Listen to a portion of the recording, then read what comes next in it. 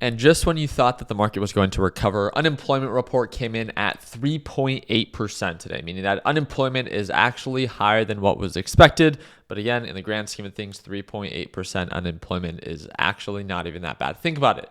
That means like less than 4% of the active adult workforce in the United States, only 4% of them have a job. And let's be honest, we all have friends that how do they even have jobs, right?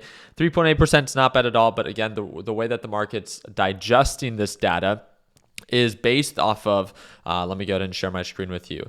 3.8%, forecast 3.5%. Obviously, things were being factored in advance. Once this report came out, NASDAQ market gapped up, consolidated. It's so funny because it was bullish pre-market, and then right when the market opens, it goes to being bearish. This was actually all caught in our live trading session. We began shorting the market when direction became favorable during my live trading. Again, I trade live every morning. If you ever want to tune on in, it's the second link in the description down below. But why? What does this mean? 3.8% unemployment for the market. So remember, we're all trying to see this through the eyes of the Federal Reserve. And if the Federal Reserve just were to take, based off of my opinion, higher unemployment means that the labor market is slowing down. And if the labor market is slowing down, it supports that maybe the Federal Reserve doesn't have to be as aggressive with future rate hikes. And I wanted to share this with you because based off of how the Fed rate monitor tool adjusted, right? If you guys remember yesterday, we were at 88% of a probability before all of this economic data was being factored in that the Federal Reserve will pause. Based off of what was reported today, there's a 94% probability that the Federal Reserve will pause on the next FOMC rate decision, which is in about 2 weeks and 5 days. Now, on top of the unemployment rate, we had a handful of different reports being released, but one of the other that is very important is the non-farm payrolls and non-farm private payrolls, right? Coming in at 187,000 with the expectation of 175 and 179,000 versus the expectation of 169.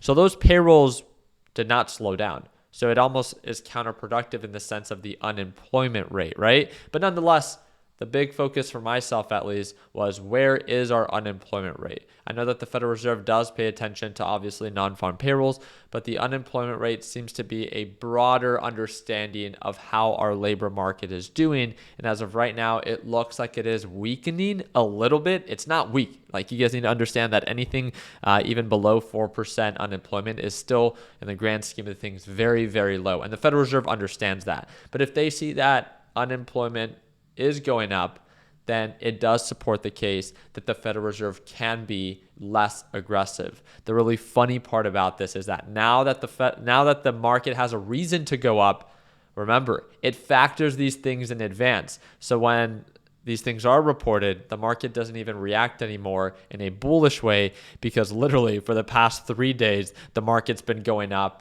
with the expectation that all of this was going to happen. It's so backwards, right? And it's very unfortunate for those that are just getting started that maybe get faked out with all of this. But this is why it's so important to begin to learn first how the market works, how things get factored in advance. And then once the report is released, the market will digest that data and either determined to continue to rally, or if it's already factored in, it will consolidate kind of just like we did and then actually begin to retrace. And it looks like NASDAQ might actually go into the red today, but I want to remind you, 3.8% unemployment is not a bad thing. This simply supports the case that the Federal Reserve can choose to be less aggressive, but again, no one can predict what Jerome Powell and his colleagues are going to do, so why try to, right? Keep it simple, focus on direction. At the end of the day, you either dance with the market or you step on its toes, right?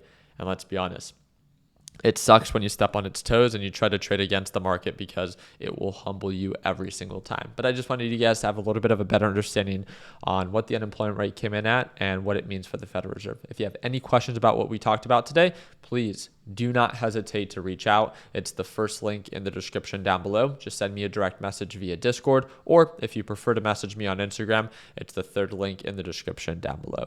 I hope to see you on our live trading session on Tuesday because the stock market is closed on Monday in observance to Labor Day. I appreciate your time. Like always, let's make sure that we end the year on a green note. Take it easy, team.